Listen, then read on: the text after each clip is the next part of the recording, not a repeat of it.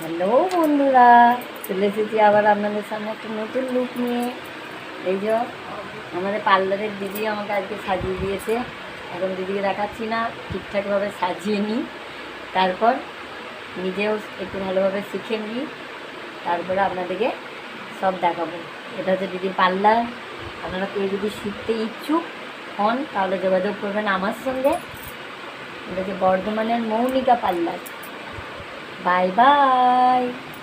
ও বন্ধুরা, চলে এসেছি আমি একটা নতুন ব্লগ নিয়ে। এই যে আমি যে পার্লারে কাজ শিখছি সেই পার্লারের দিদি আজকে আমাকে সাজিয়ে দিয়েছে। এই কি মেকআপটা দেখতে পাচ্ছেন তো?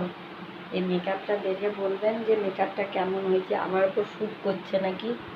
দিদি তো বললো ভালোই শ্যুট করছে, তবে আমার একটু যেন বেশি মনে হচ্ছে মেকআপটা লাগছে।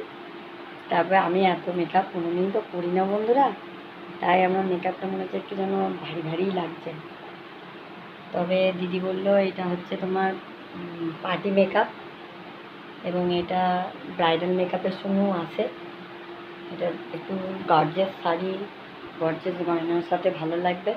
আর যেহেতু আমার দাঁতগুলো দেখতে পাচ্ছেন এরকম, তাই দাঁতের জন্য ভালো করে ভিডিও বানাতে পারছি না। দাঁত এসে গেছে ডাক্তারখানায়, ডাক্তারবাবু ফোনও করেছে, কিন্তু মেয়ের পরীক্ষা চলছে বলে যেতে পারছি না। Bye bye.